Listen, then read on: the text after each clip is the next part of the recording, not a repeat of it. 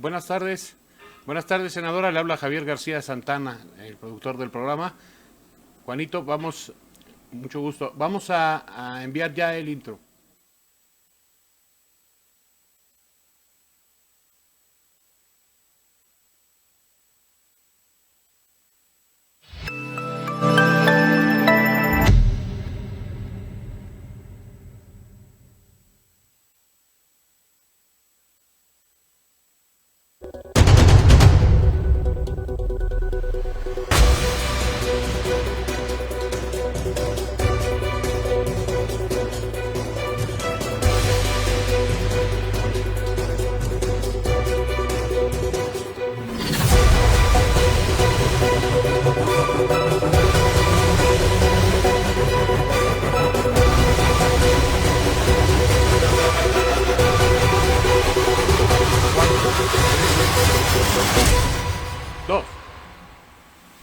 Muy buenas tardes, una emisión más de análisis más allá de la noticia. Los saluda como todos los jueves su servidor y amigo Juan Lomelí para conversar y analizar los temas de mayor interés, de mayor impacto en la sociedad, en la clase política, en la clase empresarial.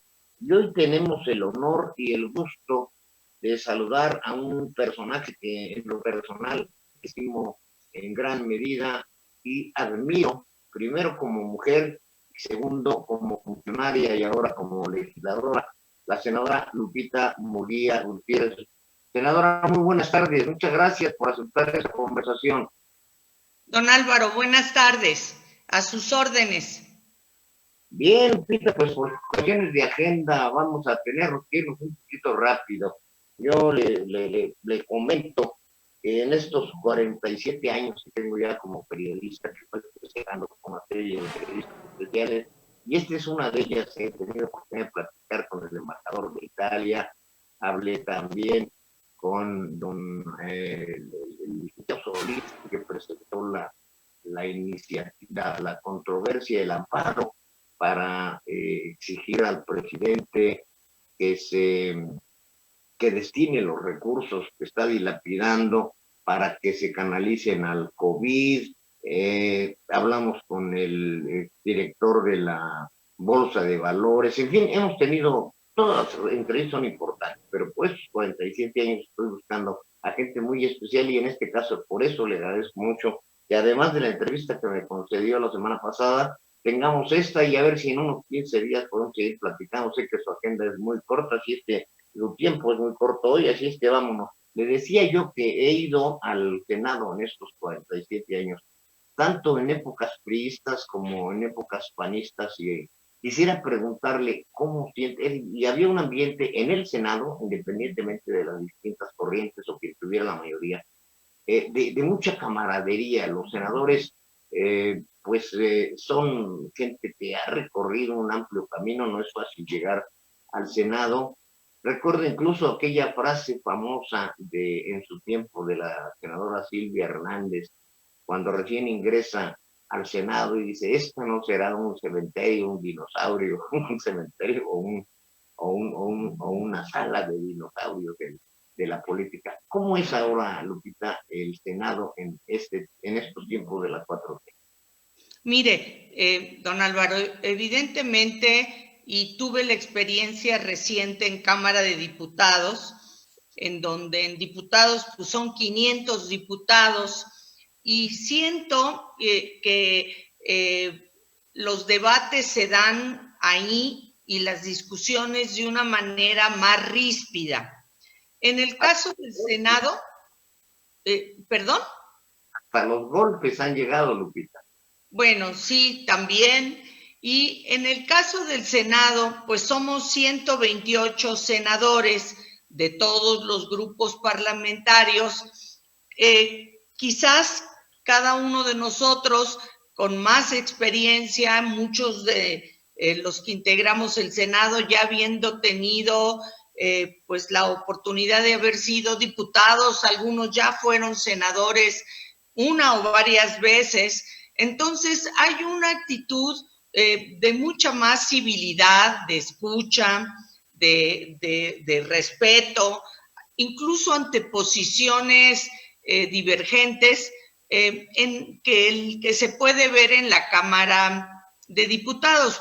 Pero también le voy a decir, hoy vivimos las condiciones de que, bueno, pues hay una mayoría muy importante del grupo de Morena y sus aliados que tienen de suyo pues los votos suficientes para sacar con mayoría simple cualquier asunto. Quizás la contención se puede dar por parte de la oposición precisamente cuando son votaciones que requieren las 2/3 partes de la votación, reformas constitucionales, y esto ayuda a que aun cuando se tengan que revisar disposiciones legislativas en donde ellos tienen la mayoría y pudieran pasarnos por encima, como dijera el clásico, sí, ni los veo ni los oigo, ¿no? Pues bueno, saben que en tratándose de reformas constitucionales va a ser necesario buscar acuerdos. Y esto ha sido una circunstancia que ha motivado el que haya más disposición al diálogo que en la Cámara de Diputados. Y se percibe la diferencia de trato entre integrantes de una Cámara y la otra.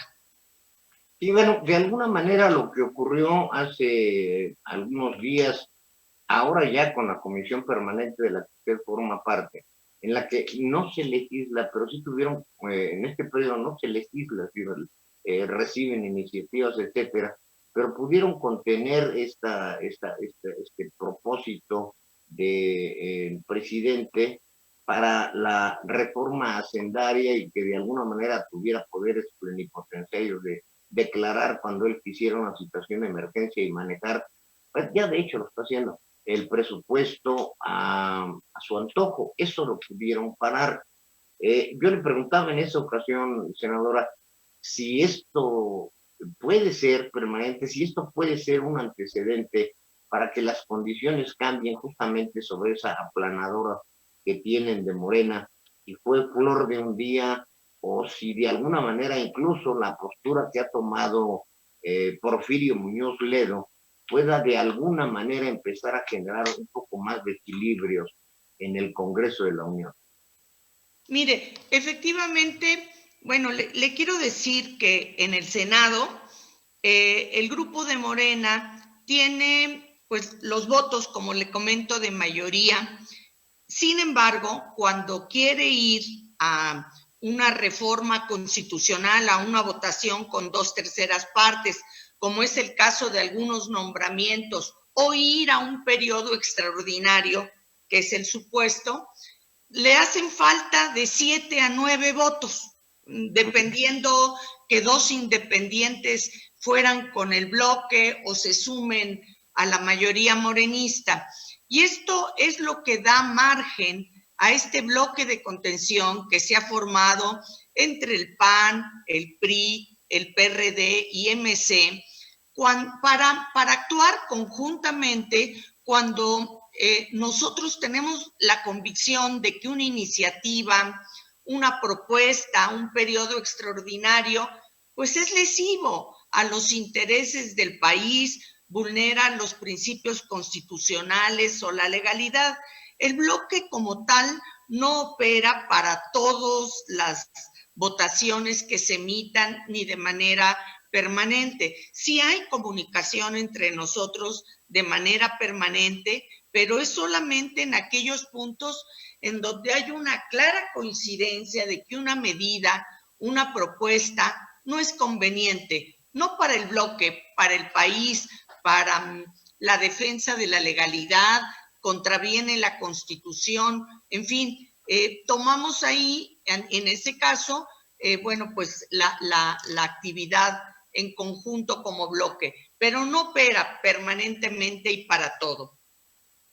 Pero no habría esto, no habría una cierta esperanza que una vez que se abra el nuevo periodo de sesiones, la postura, insisto, de Porfirio Muñoz Ledo, este grupo de contención, como usted lo ha llamado, pudiese ir, no sé, generando influencia en algunos otros diputados, porque, bueno, y esto lo digo a título personal, yo veo en las informaciones que nos llegan en la sociedad cada vez más inquietud por la serie de acciones, de iniciativas que son, como lo dijo usted, aprobadas y como lleguen, como las mande el presidente, así las pasan. Entonces, ustedes deben tener una condición realmente muy difícil, pero coyunturalmente no podría esto ir haciendo que cambiasen algunos diputados que entraron por Morena y muchos de ellos pues por chiripa, por suerte, porque todos sabemos que el efecto López Obrador fue lo que generó una votación de esos 30 millones de personas que le dieron en muchos casos escaños y curules, pues de gente, bueno, ya no quiero referirme a ellos, que no tienen experiencia legislativa, que no tenían carrera política.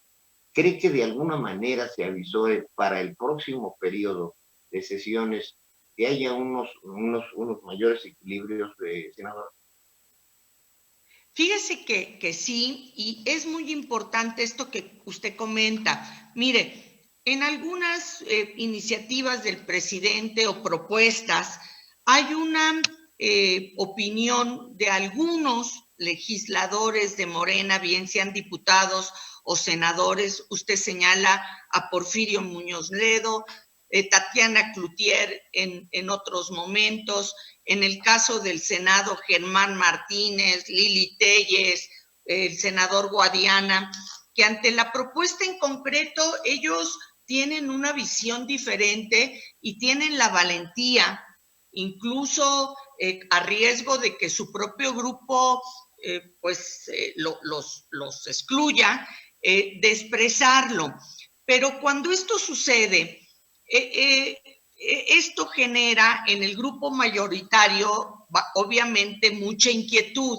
¿Y qué es lo que se logra? Que por un lado las voces disidentes que dan una postura racional, fundada, para una opinión contraria a la que está proponiendo el presidente. Pero por otro lado, las voces del bloque de contención, que también señalamos una serie de supuestos de irregularidades o de violaciones constitucionales, han logrado que algunos asuntos simple y sencillamente se bajen y no se sometan al Pleno. Es decir, pareciera que en estas condiciones, cuando el grupo mayoritario de Morena no va dividido o hay dudas al interior, prefieren no someterlo a votación del Pleno con el propósito de no exhibir circunstancias de división interna.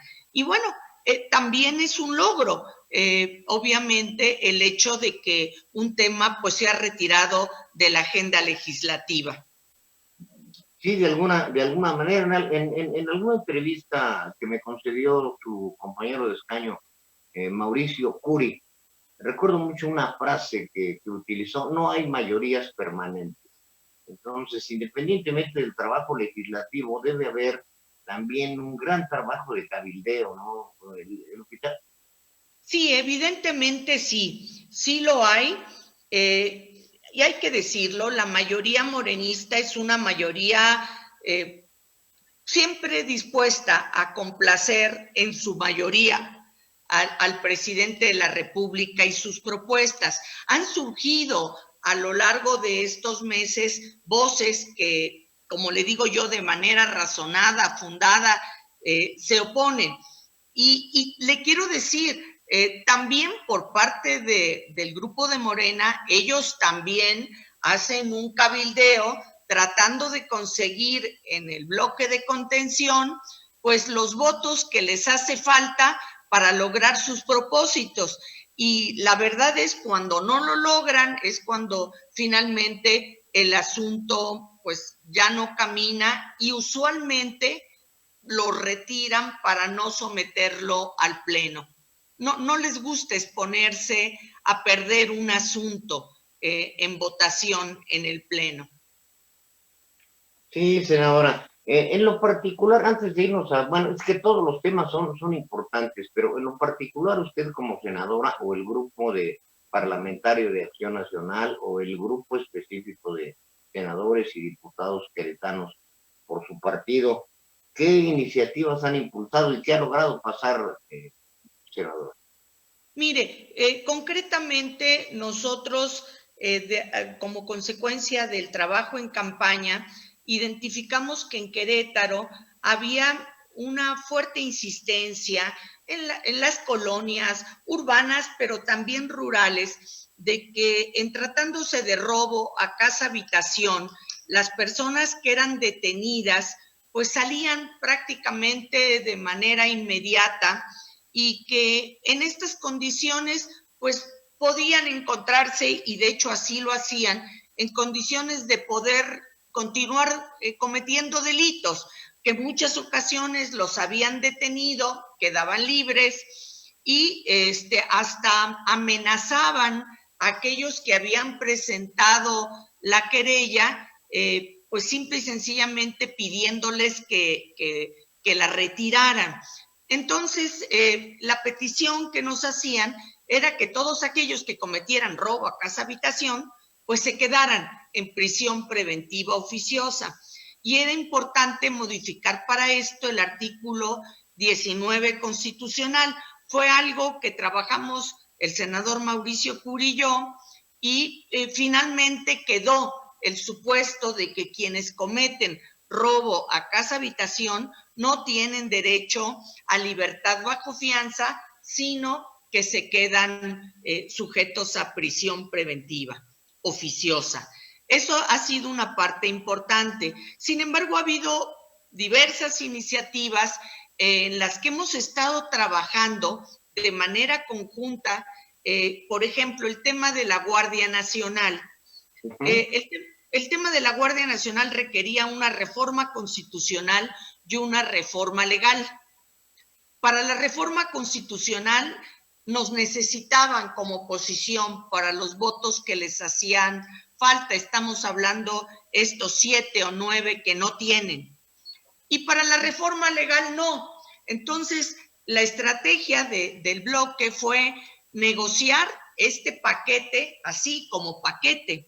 Es decir, no solo la reforma constitucional y de manera aislada después la reforma legislativa que regulara la Guardia Nacional y que pues, resolvieran ya de manera diferente, sino en paquete, y esto nos permitió entrar a detalle y poder incluir tanto en la reforma constitucional como en la reforma legal muchas de las propuestas y sugerencias que hizo la oposición. En el mismo caso fue el tema de la ley de extinción de dominio, por ejemplo, en donde si bien era una ley, pues bueno, es simple y sencillamente pedir participar en la integración del cuerpo legislativo, porque pues no nada más es cuando nos convoquen a una reforma constitucional, sino que tiene que haber reciprocidad en la escucha y en la apertura, ¿no? Es un te doy, me das, un negociar, un cabildear, y con temas sumamente delicados. Usted acaba de hablar, senadora, de la extinción de dominio. También nos mencionó el asunto de la Guardia Nacional, que ahora lo plantea Andrés Manuel López Obrador como un decreto en el que de hecho no está respetando lo que ya habían dicho, y una nota que dimos hoy habla precisamente de que van a acudir a la Suprema Corte de Justicia de la Nación porque se está violando la Constitución y no están respetando ese acuerdo en el que ustedes ya habían llegado. ¿Es así? Así es. Mire, puntualmente le comento. Efectivamente, cuando se reforma la Constitución para constituir la Guardia Nacional, se establece claramente en un artículo 5º transitorio que el Ejército puede continuar en labores de seguridad en tanto cuanto se consolida la Guardia Nacional, y que esta intervención, de acuerdo a los estándares de la Corte Interamericana de Derechos Humanos, tiene que ser excepcional, tiene que ser subordinada a la Guardia Nacional, porque el supuesto fundamental de la Guardia Nacional es que es un cuerpo de seguridad civil, que tiene que estar fiscalizada, y en estas condiciones fue como se aprueba la reforma de la Constitución y con ella ese quinto transitorio. Hoy el presidente pretende normar, reglamentar esa disposición constitucional, para lo que estrictamente no tiene facultades. Él puede reglamentar la ley de la Guardia Nacional, eso sí, leyes, pero no puede, su facultad reglamentaria no le alcanza para normar una disposición constitucional, y no cumple tampoco con los supuestos de la disposición constitucional, porque la intervención del ejército es permanente, no extraordinaria, no excepcional, no por un tiempo determinado, es permanente en todas las labores de la Guardia Nacional, desde seguridad pública hasta participar en procesos de detención de personas que han cometido delitos. Todas las atribuciones de la Guardia Nacional no está sujeta realmente a un esquema de supervisión, de fiscalización, porque dice que quedará sujeto al órgano de control competente, pues que seguramente es el del Ejército, pero no es el supuesto en el que se norman las características de la participación. Y por otro lado, hay un tema que de suyo es cuestionable, es discutido, pero la disposición constitucional dice que la participación del Ejército tiene que estar supeditada a la Guardia Nacional. Sí. Y aquí lo que él propone el presidente es que se coordine, no que se subordine, que es lo que pide la disposición constitucional. Entonces, más allá de todos estos cuestionamientos muy puntuales en tema del acuerdo del presidente, que va más allá de la disposición constitucional de manera arbitraria, lo que es importante es esto. Sí se aprobó la participación del Ejército en funciones de seguridad, sí. Se reconoce la labor que ha realizado y que realiza el Ejército en el combate a la delincuencia organizada, en labores de apoyo a la población en caso de desastres, pero también hemos visto que en este gobierno, cada vez que al gobierno federal se le atora algo, hace intervenir a las Fuerzas Armadas. Él que quería que no hubiera militarización, que los militares estuvieran en los cuarteles, bueno, la ha involucrado a las Fuerzas Armadas prácticamente en todos los asuntos que le representan alguna complicación. Mire, si usted se acuerda cuando hubo desabasto de gasolina en diciembre y enero de 2018, ¿qué hace? Pues en este supuesto combate de los huachicoles, ordena comprar pipas y se lo encarga al Ejército, y además le encarga al Ejército administrar la distribución del combustible a través de pipas, porque a través de ductos no era seguro, por ejemplo. Por otro lado, cuando ha habido problemas de desabasto previo al ciclo escolar, no llegaban todos los libros de texto gratuito a todas las comunidades, pone al Ejército a repartirlo.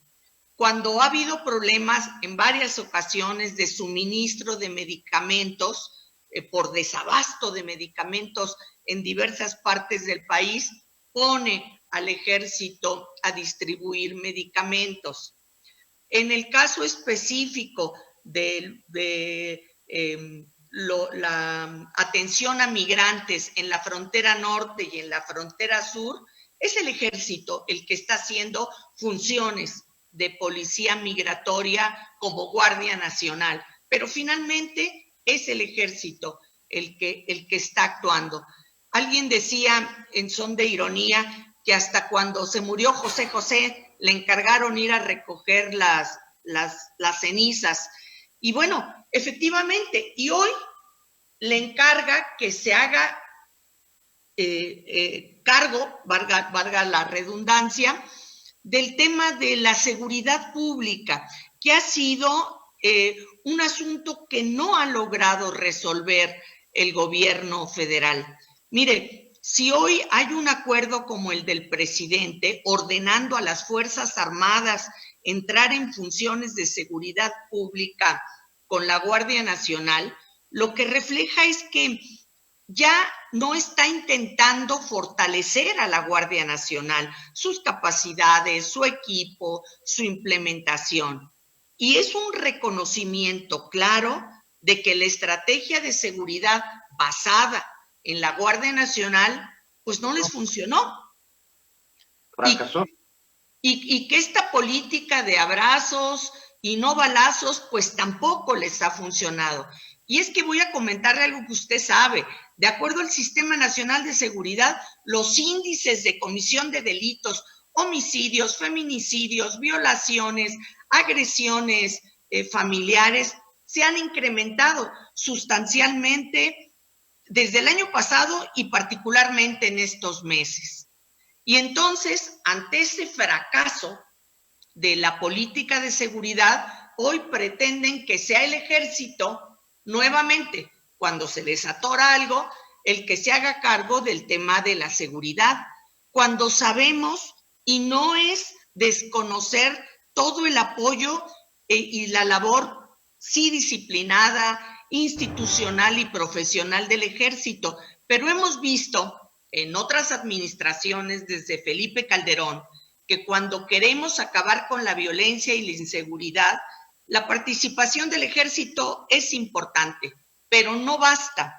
Se requiere apoyar a las policías civiles, a las estatales, fortalecer a la Guardia Nacional. Al crearse la Guardia Nacional, se eliminó la Policía Federal Preventiva. Es necesario que las instancias de procuración y de impartición de justicia abatan una impunidad que es cerca del 97%. Hoy, quien comete un delito tiene 97% de probabilidades de que no va a ser detenido, o que aún siendo detenido va a haber condiciones que le van a permitir salir en libertad. Esto es gravísimo. Entonces, pues el tema de la inseguridad no solamente tiene que ver con la participación del ejército, por muy valiosa que sea, sino es un asunto integral. Sí, bueno, se me olvidó comentar por ahí que también andan por ahí de constructores, ¿no? Para no decirlo. Sí, del aeropuerto de Santa Lucía, y se dice que van a operar el aeropuerto de Santa Lucía y que también participación en el Tren Maya y otras obras. Bueno, pues en estas condiciones incluso distraen al ejército mexicano de una labor que es prioritaria, como es el combate a la delincuencia organizada, que solo puede ser enfrentada en estas condiciones por las Fuerzas Armadas. Lupita, tengo una serie de temas sobre la mesa que quisiera abordar con usted. El tiempo, el tuyo sobre todo, se termina. Yo nada más quisiera rápidamente preguntarle. Yo creo que es posible quedarme un rato más, don Álvaro, en el siguiente tramo. Ya organicé mis cosas, con mucho gusto. Sobre esta cuestión, entonces, sobre la ley Bonilla, si este palo que se le dio a la denominada ley Bonilla, la Suprema Corte de Justicia, por unanimidad, vota en contra de la ley, y mi cuestionamiento es verdaderamente ya tenemos desde su percepción, un poder judicial independiente que no, al igual no lo hace igual que la mayoría morenista en el Congreso, a pie juntillas y con los ojos cerrados aprueba las cosas. ¿Será, como lo comenté, flor de un día, o cree que ya tenemos un poder judicial verdaderamente independiente que le pueda hacer contrapeso en decisiones importantes que se vienen? ¿Cómo percibe esto? Porque porque hay quienes somos muy susceptibles los mexicanos, ¿no? Ahora, lo que pasa es que fue un arreglo por allá popular y alguna venganza política contra el gobernador, etcétera. Voy a tener que meter un video por el tiempo del Zoom, Lupita, que es muy breve, y regreso con usted, ya que me dio la oportunidad de continuar con esta conversación. Gracias. ¿Cómo no, don Álvaro? Es un fragmento de un video, porque dura 40 minutos la transmisión de Zoom y luego se corta.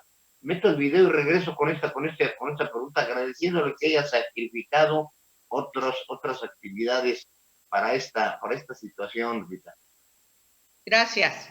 Al corte regresamos, unos minutos, por favor. Gracias, muchas gracias por darme más tiempo.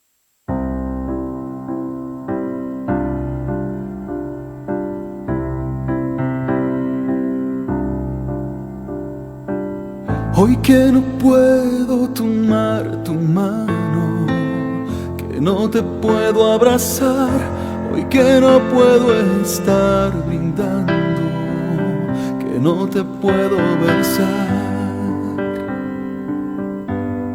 Solo nos queda respirar, detenernos, tener paciencia, reencontrarnos, oír la ciencia, recobrar nuestra paz. Volverán las pervadas de tordos negros a volar en el sangre mal. No esperes más, hoy sabrás que hay más vida tras de la puerta, en las manos que te despiertan, pero no puedes tocar.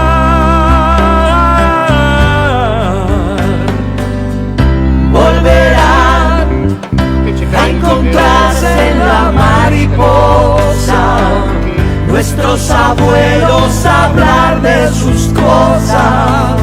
Mientras tanto, quédate en casa un poco más.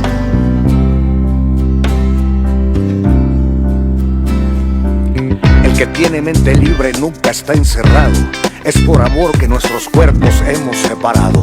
La indiferencia mata, pero entregarse asusta. Hoy ser valiente es controlar la angustia. Todo este tiempo y lo que quede, a diario, conviértete en viajero sedentario. Descubre el universo que tiene. Adelante. Estamos de regreso. Este fragmento es una canción compuesta a Querétaro, donde tenemos cosas muy bellas. Senadora, nos quedamos con este asunto de la ley Bonilla, la actitud de la Suprema Corte de Justicia. Mire, don Álvaro, quiero ser realista y objetiva.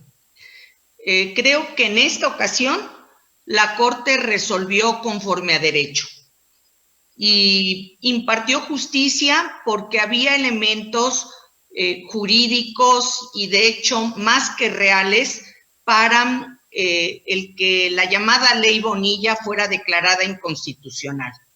Simplemente le digo, en el 2014 se reforma en Baja California la Constitución y se dice que esta gubernatura, la de Bonilla, iba a ser solo por 2 años para empatarla con las elecciones federales. Así se convocó al proceso electoral, así se inscribieron todos los candidatos, así se llevó a cabo el proceso electoral, así votó la ciudadanía, así ganó por mayoría efectivamente Jaime Bonilla, así le dieron su constancia de mayoría.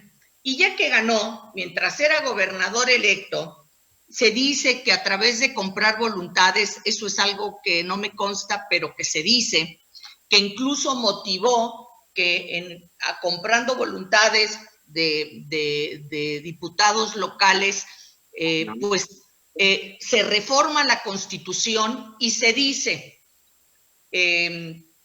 ahora este gobierno no va a durar 2, sino va a durar 5.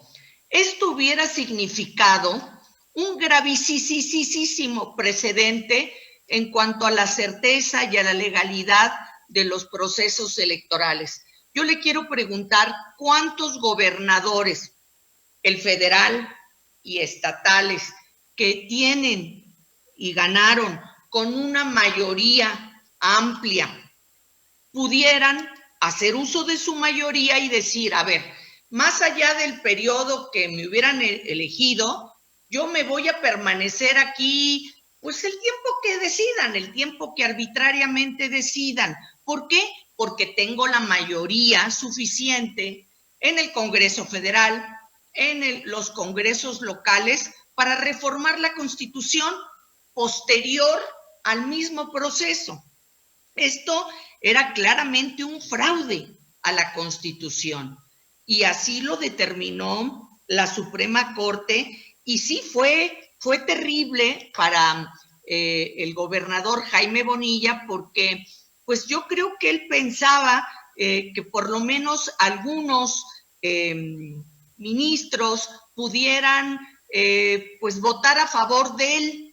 Incluso se hablaba de que no se iban a lograr los 8 votos para declarar inconstitucional la llamada Ley Bonilla. Y fue contundente, unánime, y además los argumentos que todos los ministros dieron fueron muy fuertes en contra de la postura de Bonilla. Ahora, esto de alguna manera frena cualquier tipo establece un antecedente para cualquier intento reeleccionista, obviamente, o de lo que se especula mucho, que no en el 21, en el 22, con la revocación de mandato, pudiese el presidente Andrés Manuel intentar una reelección, lo frena, lo seca, lo para en seco, senadora. Sí, es un precedente judicial muy importante en donde ya la Corte definió que cuando un gobernante compite en un proceso electoral con determinado duración, esa es la duración a la que se debe de sujetar, porque no hay reelección ni para gobernadores ni para el presidente de la República. Y cualquier intento, bien sea de gobernadores o del mismo presidente, de utilizando su mayoría en los congresos, quisiera perpetuarse, bueno, pues ya hay un precedente para futuras ocasiones y que se pueda declarar esto inválido e inconstitucional. Bien, mire, me van a quedar aquí como 10 temas pendientes para darle oportunidad a que usted llegue a su siguiente cita, agradeciéndole que me haya dado un poco más de tiempo del que establecimos. Yo quisiera hacerle una pregunta que para mí es de suma trascendencia.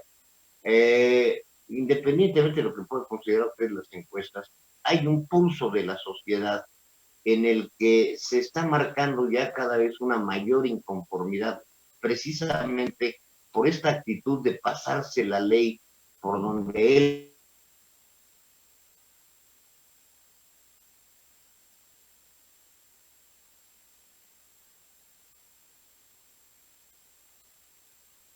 quiera.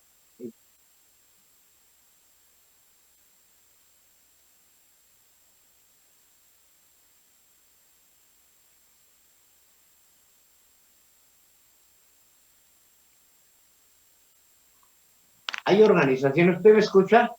Sí le escucho, don Álvaro, sí. Hay organizaciones como Frena, como Mexicanos contra la Corrupción.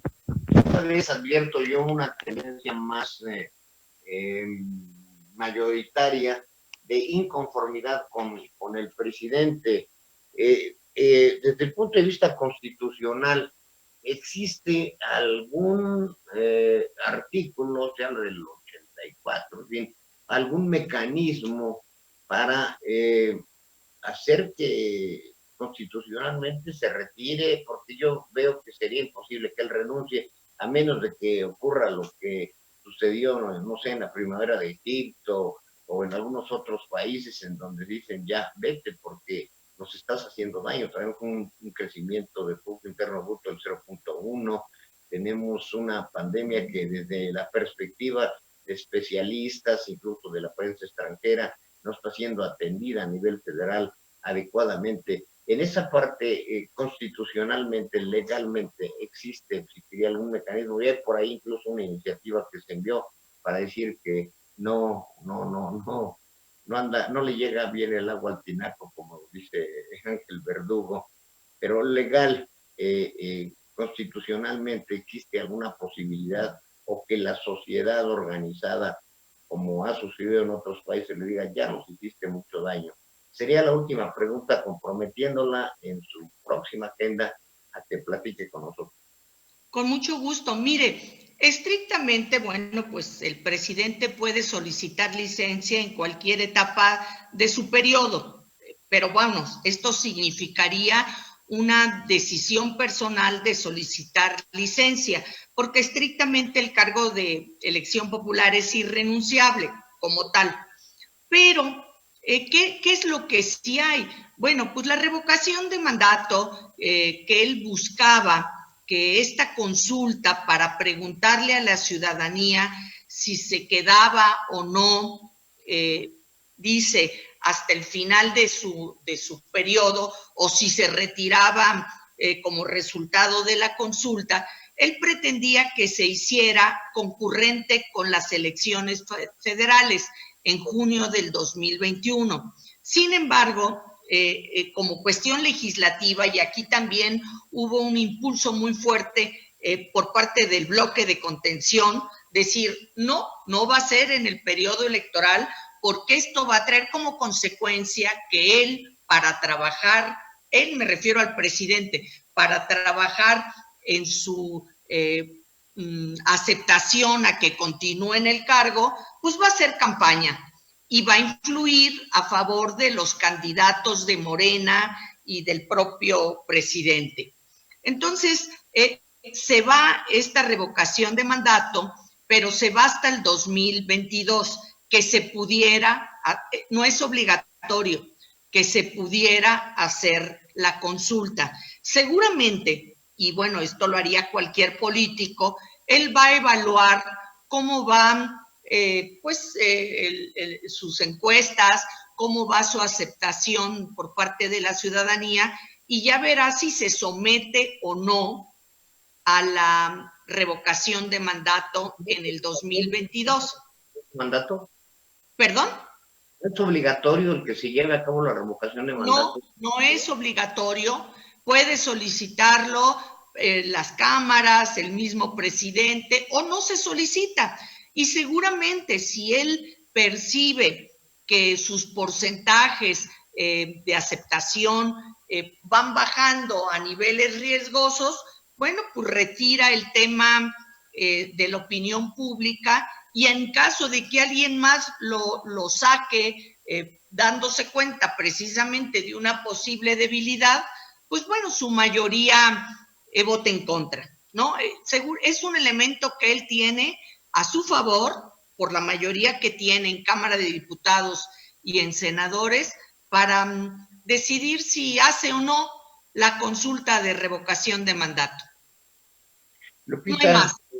Le agradezco mucho. Perdón, Juan Álvaro, ¿podemos seguir con la senadora, por favor, si eres tan amable? Aunque nos pasemos de la hora, el tema es muy interesante. Adelante. Sí, perdón, llegó por aquí un mensaje de producción. ¿Cómo ve que haya visto? Sí dispone de más tiempo, ¿verdad, senadora? Sí, don Álvaro, ya me excusé y ya para llegar un poco después a mi otra entrevista. Bien, le agradezco. Entonces, estábamos con esta situación de la revocación de mandato, que mi temor, bueno, por un lado sabemos que ya su popularidad va abajo del 47% en la mayoría de las encuestas, excepto lo de Mitoski, que, bueno, ellos tienen sus mediciones. No le voy a preguntar sobre las encuestas. Bueno, por otro lado sabemos que sus famosas encuestas a mano alzada y las que he realizado, la verdad han sido más que amañadas. Me voy sobre temas de más impacto, de más interés. ¿De qué manera considera que está manejando el gobierno federal esta pandemia? Entró tarde y las consecuencias económicas y las consecuencias políticas que esto tenga. Mire, es un hecho, y así nos lo han dicho los expertos, que el tema de la pandemia puede afectarnos como virus, puede contagiar a un 70% de la población y cualquiera de nosotros puede estar sujeto a esto. Pero las consecuencias económicas las vamos a padecer todos. En el caso del tema sanitario y de salud, usted bien lo comenta, empezaron a tomarse medidas con poca seriedad, incluso desvirtuando la importancia de estas medidas, y bueno, pues todos somos y hemos sido conscientes de eso. Se determinó la jornada de sana distancia, se suspenden realmente actividades en reclusión domiciliaria prácticamente desde hace 51 días. Pero, por ejemplo, y refiriéndome al tema sanitario, no se practican pruebas suficientes, como ha recomendado la Organización Mundial de la Salud, quizás porque son costosas, quizás porque el subregistro le permite al propio gobierno un mayor margen de actuación. Pero lo que es un hecho es que en las informaciones que nos dan el subsecretario de Salud todos los días, hay de suyo un retraso de una semana de lo que han venido reportando las autoridades estatales. Y adicionalmente hay un enorme subregistro porque las pruebas que se practican son muy pocas. México es el país de la OCDE que menos pruebas practica. Solamente practicamos 0.4 por cada 1,000 personas, cuando otros países practican 22 en promedio por 1,000 personas. Entonces, ¿esto qué sucede? Que pues simple y sencillamente cuando una persona, y lo sé porque tengo un colaborador que trabaja conmigo en el Senado, que se sintió mal, como muchas personas, fue al ISSSTE y le dicen, está clavado, usted tiene el coronavirus, todos los síntomas, tómese su paracetamol, váyase a su casa, oiga, pero pues quiero saber que me haga la prueba. No, mire, no tenemos, pero además, ¿para qué? Si es claro que la tiene. Entonces, pues hay ahí un caso que es un caso anecdótico, pero que de suyo es de lo más frecuente de subregistro. Y cuando una persona que no se le aplicó la prueba tiene y se encuentra en condición de fallecer, pues las causas del fallecimiento son neumonía típica, pulmonía, asma, pero no el coronavirus. Entonces también hay un subregistro importante de los casos de tanto contagiados como los fallecimientos por coronavirus. Hoy ha habido diversas notas internacionales hablando claramente del caso México y el subregistro, no solo en los contagios, sino en las personas que desafortunadamente han fallecido. López-Gatell reconoció que por cada registro hay por lo menos 8.2 casos reales, porque solo son indicativos en razón del tipo de pruebas que se hicieron y no se hicieron en México. Pero hay expertos que hablan que pueden ser 10 o pueden ser 20 o pueden ser 30, porque ni siquiera las pruebas que se han levantado tienen algún valor indicativo o estadístico, pues. Y por otro lado está el tema económico. El presidente reiteradamente ha dicho, no voy a apoyar empresas, cada quien su parte.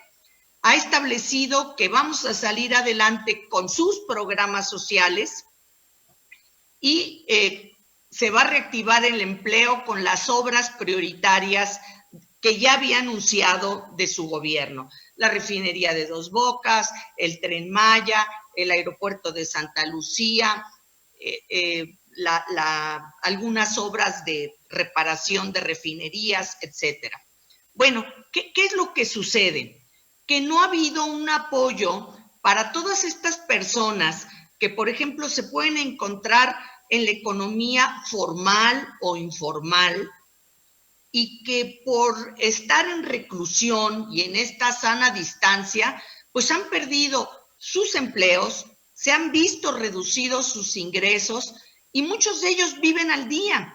Porque haga usted de cuenta que cuando habla de microempresarios, estamos hablando de Slim o de Salinas o de algún otro gran empresario. No, hay empresas familiares que son microempresarios, que es la señora que tiene su salón de belleza, en donde hay 2, 3 personas que le ayudan, el señor que tiene la papelería, el señor que es zapatero, el que tiene el puesto de tacos en donde está él y su esposa atendiendo. Esas son las microempresas que se han visto gravemente afectadas y se han negado a dar recursos económicos para apoyar a estas personas durante el tiempo de la pandemia. Nosotros hablábamos de que se aplicara un salario básico universal en el orden de 3,207 pesos, que si bien no resuelve, por lo menos representa los ingresos que la línea de bienestar del Coneval considera fundamentales. Para empresas, tampoco ha habido empresas suficientes, microempresarios me estoy refiriendo. ¿Por qué? Porque han implementado sí préstamos en la Secretaría del Bienestar y en el mismo Seguro Social, pero para acceder a estos microcréditos de 25,000 pesos, estar en el censo del bienestar. Es decir, únicamente apoya a un sector de la población que virtualmente es la fuerza electoral del presidente López Obrador, y el resto de la población no se está atendiendo. En ese sentido, han hecho mucho más los gobiernos estatales, tan es así que ha habido un reposicionamiento prácticamente en todo el país de la figura de los gobernadores. Han invertido en equipamiento, en salud, en pruebas, en respiradores, sin tener recursos adicionales, con su gasto de salud corriente. Han establecido programas de distribución, por ejemplo, de apoyos alimentarios, simplemente aquí en Querétaro, que es lo que conozco, cerca de 500,000 apoyos alimentarios y de limpieza que se reparten en todos los municipios, créditos que da el propio gobierno del estado, los municipios están dando créditos a intereses muy bajos, absorbiendo el municipio un margen importantísimo de los intereses, y en conjunto con cajas populares como la Florencio Rosas. Por ejemplo, si el crédito es, perdón, me equivoqué, es Gonzalo Vega. También así es. Si el crédito es de 10%, 11%, el municipio absorbe 10 y la persona paga un 1% de interés con un plazo de gracia. Si es del 12%, pues bueno, el municipio absorbe 10, hay un plazo de gracia en todo este periodo y nada más paga el 2%. ¿Qué ha pasado? Me parece, y perdón si algunas personas de la audiencia se sienten agredidas por mi comentario, me parece que ante la inacción del gobierno federal, la sociedad ha venido rebasando al Ejecutivo por la derecha, por la izquierda, por donde se ha podido. Los gobiernos estatales están haciendo su parte y por eso están bien valorados por la población. Los municipales. El caso de los empresarios que han estado solicitando un acuerdo nacional para resolver el problema de salud y el económico, fueron a obtener préstamos suficientes a través del BID para dar recursos a microempresas. Y bueno, esto generó, usted se acordará, molestias del presidente de la República cuando dijo que no le gustaba el que el grupo de hombres de negocios hubieran conseguido este apoyo del BID para créditos a microempresas. Creo que eran 12,000 millones de dólares para microempresas, que no le gustaba el modito y que no estaba dispuesto a garantizarlos con recursos federales, cuando no es en ningún caso el supuesto, es una operación de factoraje, lo que se estaría haciendo, en donde les anticipan y le dan liquidez, por ejemplo, ¿no? Entonces, Sí, perdón. totalmente independiente de los fondos del erario federal, o sea, nada tenía que ver, ni tenían por qué haberle pedido permiso, incluso en las reuniones estuvo presente la secretaria de Economía y la propia Hacienda. Pero en fin, Lupita, hay esta situación de los recursos. Tenemos una pandemia como la del siglo, como la hemos tenido hace en los anteriores siglos, y justamente después de este programa vamos a continuar con el ingeniero Mario Quiroz para hablar matemáticamente de esta situación y demostrar que no se están dando las cifras reales, ya como usted lo mencionó, como lo mencionó la Universidad Nacional Autónoma de México, como lo han dicho diversos especialistas. Pero aquí la situación, hablemos de los dos efectos, el económico, en donde hoy tampoco le gustó al presidente que le dijera que vamos a tener a 10 millones más de pobres, y el efecto político también, Lupita, de la manera en que está manejando esta emergencia nacional y mundial, la gente va a tener su propio juicio. Sería la última pregunta en cuanto a esto, porque hay quienes dicen que vamos a padecer una situación peor que la depresión del 29, y en lo político, la actitud, ya le decía a usted, de algunos gobernadores que ha sido acertada, y otro, curiosamente yo he visto que en 5 estados donde gobierna Morena es donde peor están las cosas. No quiero de ninguna manera comprometerles, es una percepción personal, pero sí quisiera que brevemente me diera en respuesta a eso y comprometerla que con más calmita nos echemos los otros temas, ¿no? ¿Cómo no? Efectivamente, bueno, hay quienes están estimando que la caída del Producto Interno Bruto va a ser del 10.5. Esto es algo impensable, ¿no? Nunca lo hemos vivido en la historia de este país, y conste que muchos de nosotros, y me incluyo, nos ha tocado vivir crisis recurrentes a lo largo de nuestra vida, pero esta no tiene nada que ver. Hay quien dice también que se pueden generar más de 10 millones de personas adicionales en condiciones de pobreza extrema. ¿Qué estoy viendo? Me parece que ante la postura del presidente de la República de querer sacar adelante al país con su visión predefinida de sus programas sociales, donde regala dinero a algún sector, y la construcción de obras, pensando que de esta manera se va a reactivar las fuentes de trabajo. Ya la Secretaría de Economía dijo, ya se perdieron 700,000 fuentes de trabajo formales ahorita. Y hay quien dice que vamos a perder prácticamente 2 millones de trabajos formales. Y generar trabajo no es fácil, y cuando se pierde es difícil recuperar. Pero yo percibo en el entorno político algo que se lo comentaba yo a usted, que la sociedad está despertando.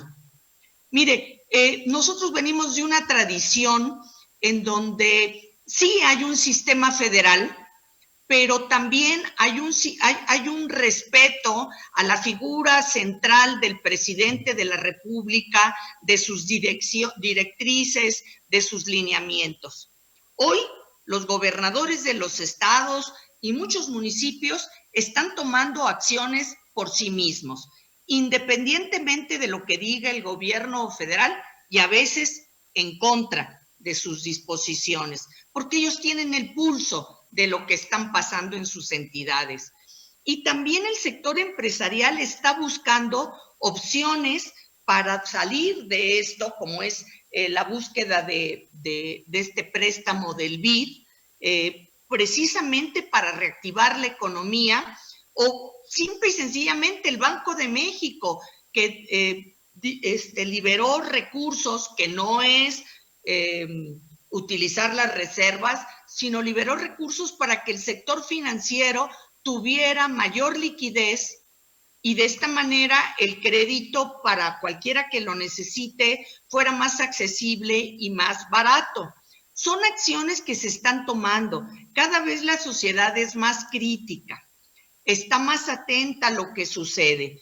Y yo creo que esto va a tener importantes consecuencias en el escenario político nacional. Ojalá y sea el fortalecimiento de la sociedad civil organizada, actuante, cuestionando y tomando decisiones en temas que le afectan y que le interesan.